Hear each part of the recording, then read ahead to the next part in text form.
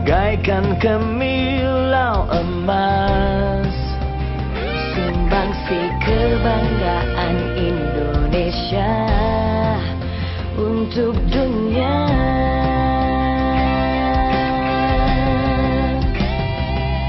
Tetaplah menghijau kebun sawit di bumi pertiwi. Teruslah berkilau minyak sawitku menerangi kehidupan, menyinari Indonesia.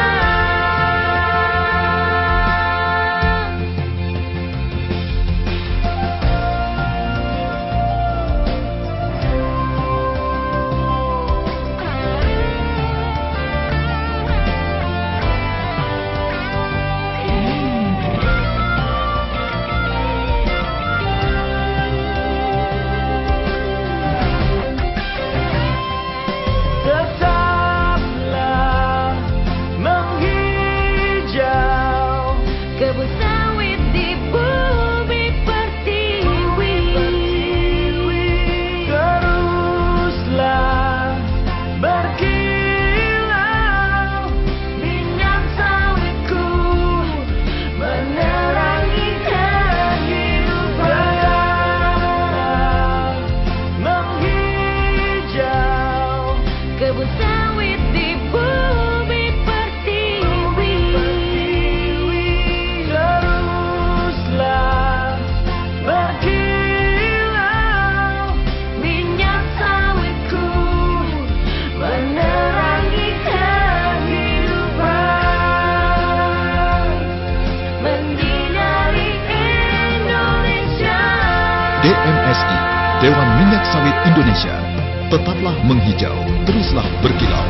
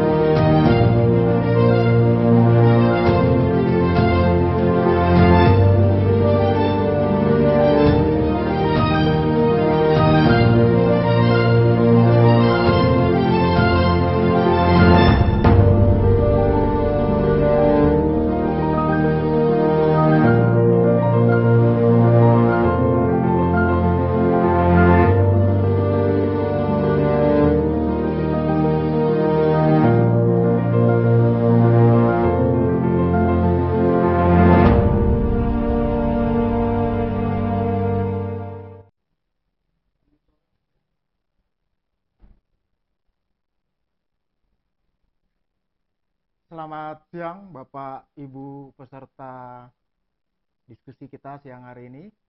Saya mewakili Info Sawit mengucapkan selamat datang kepada semua yang telah hadir di dalam ruang Zoom maupun di dalam YouTube. Terima kasih saya sampaikan kepada para pembicara dan moderator yang telah berkenan nanti melakukan diskusi bersama kita pada siang hari ini. Sedikit yang ingin saya sampaikan pada hari ini adalah pengantar mengenai perkebunan sawit rakyat seperti tema kita kali ini, dan kita juga nanti akan melakukan launching mengenai buku yang telah diterbitkan, di mana buku ini merupakan hasil kerjasama semua pihak dan kita dari Info Sawit hanya membantu untuk menerbitkannya ke dalam sebuah buku. Nah, baru-baru ini kita juga tahu bahwa ada berita yang cukup mengejutkan mengenai hasil audit luas perkebunan sawit Indonesia yang telah mencapai 16,8 juta hektar, di mana dengan komposisi perkebunan seluas ini, otomatis kita tahu bersama bahwa perkebunan sawit rakyat juga pasti akan memiliki luas perkebunan yang juga lebih besar. Next.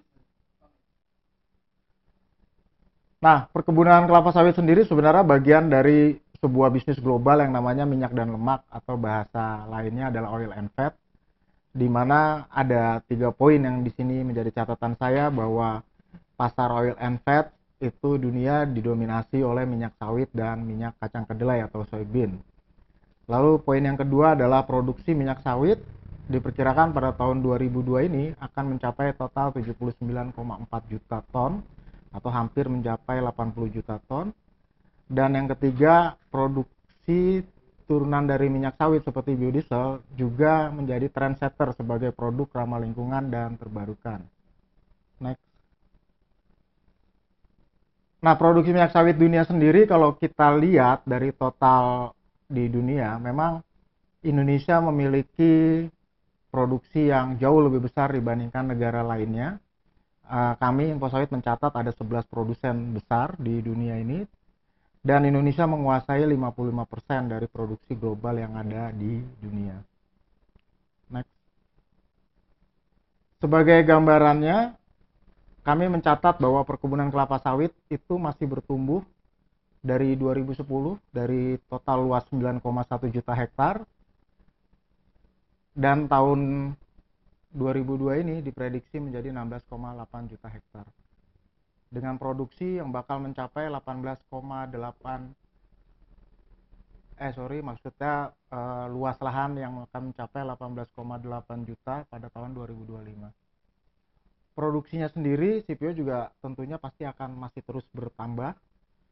Kalau menurut data USDA itu produktivitas kita hari ini telah mencapai 3,64 ton per hektar, dan diperkirakan pada tahun 2025 nanti produksi kita bakal mencapai lebih dari 51 juta ton.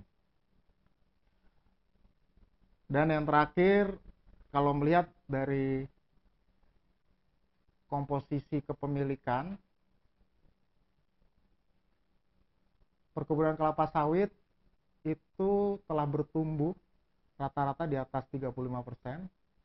Tahun 2006 sampai 2011 itu pertumbuhannya mencapai 38,66%, dan porsinya terhadap luas perkebunan kelapa sawit nasional secara berturut-turut pada tahun ini diperkirakan telah mencapai 42% terhadap luasan total perkebunan kelapa sawit nasional. Nah, tahun 2025 nanti kemungkinan besar perkebunan kelapa sawit juga akan bertambah luas lagi.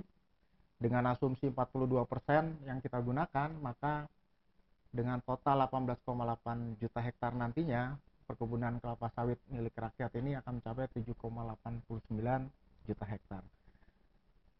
Nah, demikian yang bisa saya sampaikan, di mana perkebunan kelapa sawit ini memang sangat-sangat esensial, sangat-sangat penting bagi pertumbuhan perkebunan kelapa sawit nasional, dan tentunya kita berharap dukungan dari semua pihak, pemerintah, pengusaha, petaninya sendiri, dan teman-teman media untuk sama-sama kita mengawal berjalannya perkebunan kelapa sawit nasional milik rakyat ini sehingga menjadi lebih baik dan lebih bermasa depan di masa yang akan datang. Terima kasih, dan selanjutnya kita akan diskusi bersama. Saya akan undang nantinya kawan saya, teman saya, senior dari PT Astra Agro Lestari, Bapak Muhammad Husni, yang akan memandu jalannya diskusi kita siang pada hari ini.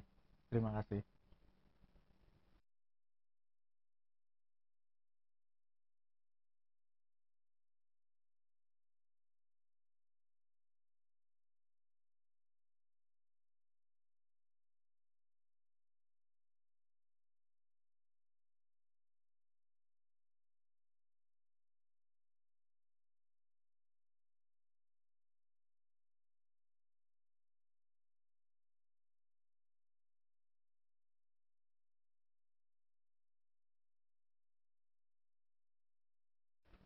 Baik, Assalamualaikum warahmatullahi wabarakatuh. Selamat siang, salam sejahtera untuk kita semua. Kami sampaikan salam hormat untuk Pak Eri Kurniawan yang telah menginisiasi dan secara bersungguh-sungguh menggelar webinar dan launching buku pada siang hari ini yang topiknya tentang perkebunan sawit rakyat. Bapak Ibu sekalian, Untuk 1,5 sampai 2 jam ke depan, mohon izin saya diminta Pak Eri untuk memoderasi diskusi kita pada siang hari ini.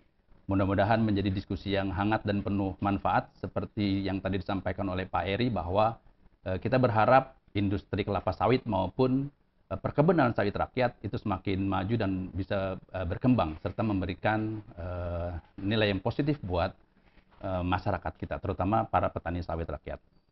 Baik Bapak Ibu sekalian, untuk diskusi yang sangat penting dan menarik ini telah bergabung bersama kita para pembicara yang sangat berkompeten, yang sangat menguasai bidangnya masing-masing. Sudah ada bersama kita Bapak Insinyur Sunari, Bapak Dr. Insinyur Sunari MP. Beliau adalah Direktur Perhimpunan Dana dari BPDPKS. Kemudian Bapak Tovan Mahdi, yang sudah kita sangat kenal juga. Beliau adalah Ketua Bidang Komunikasi dari Gabungan Pengusaha Kelapa Sawit Indonesia, serta Bapak Mansuetus Darto. Beliau adalah Sekjen SPKS. Masing-masing akan berbicara sesuai dengan ranah di organisasinya masing-masing. Saya kira ini menjadi topik yang sangat menarik, saya kira, dan akan saling melengkapi antara satu sama lain. Bapak Ibu sekalian, saya tidak akan berpanjang lebar untuk menjelaskan profil seperti biasa, karena saya kira para peserta di siang hari ini sudah sangat mengenal para pembicara kita. Langsung saya persilahkan kepada para pembicara untuk memaparkan materinya. Masing-masing mohon izin Bapak para peserta sekalian untuk menyampaikan 15 menit, maksimum sampai 20 menit, nanti untuk bergantian kepada para pemateri yang lainnya. Yang pertama, saya mohon izin untuk menyampaikan materinya Bapak Dr. Insinyur Sunari dari BPDPKS, lalu nanti dilanjutkan oleh Bapak Tovan Mahdi, dan terakhir Pak Mansuetus Darto dari SPKS. Silakan Pak Sunari. Baik. Assalamualaikum warahmatullahi wabarakatuh. Selamat siang dan salam sejahtera bagi kita semua. Terima kasih Bapak Muhammad Husni, manajer PT Astra Agro, yang telah mempersilahkan saya untuk menyampaikan paparan. Tentunya saya menyampaikan terima kasih kepada Bapak Ignatius Erik Kurniawan yang sudah mengundang kami. Mohon maaf, seharusnya Pak Direktur Utama yang tampil, namun demikian karena beliau ada acara di DPR, sehingga beliau mewakilkan kepada saya selaku Direktur Penghimpunan Dana. Kemudian yang saya hormati tentunya ini teman-teman baik saya, Pak Mansuetus Darto, beliau Sekjen SPKS, kemudian teman baik saya juga Pak Tovan Mahdi, ini dari Ketua Bidang Komunikasi GAPKI, sering bertemu di dalam baik offline maupun juga di dalam webinar. Baik, saya kira karena waktunya terbatas, mohon kepada admin untuk menyampaikan paparan saya.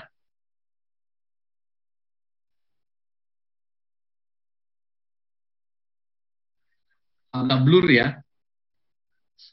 Baik, sembari jalan saja, saya kira Bapak dan Ibu yang saya hormati, saya kira tadi sudah disampaikan juga oleh Pak Ignatius Erik Kurniawan betapa pentingnya peran sawit ya di dalam rangka sebagai prime movers untuk mendorong pertumbuhan ekonomi, dan juga pada ujungnya adalah bagaimana meningkatkan kesejahteraan petani. Terus saja saya kira next. Sebagaimana kita ketahui dari data yang ada, bahwasanya memang total daripada luas sawit kita adalah 16,38 juta hektar. Kami menggunakan data memang dari Kementerian Pertanian pada tahun 2018, di mana dari 16,38 juta hektar itu luas tutupan sawit, 41%-nya share-nya itu adalah petani swadaya dengan 6,72 juta hektar yang tersebar di berbagai pulau, terutama Sumatera, kemudian Kalimantan, Jawa sedikit ya, kemudian Sulawesi. Kemudian itu melibatkan 2,6 juta petani dan mempekerjakan 4,3 juta pekerja pekebun. Next. Bapak dan Ibu yang saya hormati, memang untuk sawit rakyat ini average yield-nya, produktivitasnya adalah baru sampai untuk tahun 2021 itu 2,57 metric ton CPO per hektar per tahun. Saya kira melalui upaya-upaya semua stakeholder kita dorong ini melalui terutama kalau dari kami dari program BPDPKS kita dorong mendekati produksi atau yield daripada walaupun tidak sampai seperti company-company besar ya di atas 3,5 metric ton CPO per hektar per tahun. Next. Bagaimana sebenarnya strategi kebijakan peningkatan sawit ini? Tentunya kita kembali kepada policy objektif kita. Next. Bagaimana kita mendorong peningkatan nilai tambah industri sawit. Ini ada beberapa pilar. Maaf, suara saya dapat didengar dengan baik. Pak. Dengar dengan baik, Pak. Lanjut. Baik, silakan. Ya, saya lanjut ya. Ya, jadi ada tentunya policy objektif ini adalah bagaimana kita tentunya untuk belanja program daripada pengembangan sawit baik dari hulu maupun ke hilir ada kita penerapan tarif pungutan ekspor untuk menyeimbangkan supply dan demand pasar ekspor, kemudian kita mendiversifikasi pasar domestik melalui program biodiesel untuk menyerap stok, kemudian memperbaiki produktivitas kebun sawit rakyat, kemudian mengembangkan hilirisasi hasil kebun sawit rakyat, serta bagaimana ujungnya adalah mendorong peningkatan kesejahteraan kebun sawit rakyat. Saya kira ini merupakan bukan tugas BPDPKS saja, tetapi saya kira Pak Eri betul bahwasanya ini kita bersama-sama dengan stakeholder terkait untuk mendorong peningkatan produktivitas dan outcome-nya adalah bagaimana kita meningkatkan kesejahteraan pekebun. Next. Baik, saya kira langsung saja ke slide nomor 9. Ya, Bapak dan Ibu yang saya hormati, BPDPKS sebagaimana diamanahkan di dalam Perpres 61 tahun 2015, Jungto Perpres 66 tahun 2018. Ini kita diamanahi oleh Presiden untuk melakukan peremajaan sawit rakyat, kemudian meningkatkan sarana dan prasarana perkebunan, mengembangkan sumber daya manusia, kemudian mengembangkan litbang, kemudian promosi pemenuhan kebutuhan pangan dan hilirisasi industri perkebunan kelapa sawit serta penyediaan dan pemanfaatan bahan bakar nabati. Kemudian ke sebelah kanannya tentunya bagaimana tadi kita meningkatkan kinerja sektor sawit, kemudian menciptakan pasar domestik. Jadi meskipun pasar ekspor kita jaga, namun demikian bagaimana kita memperluas daripada penciptaan pasar domestik, kemudian menyerap kelebihan CPO di pasar dalam rangka stabilisasi harga, dan terakhir bagaimana kita meningkatkan kesejahteraan kebun. Kemudian next saja ke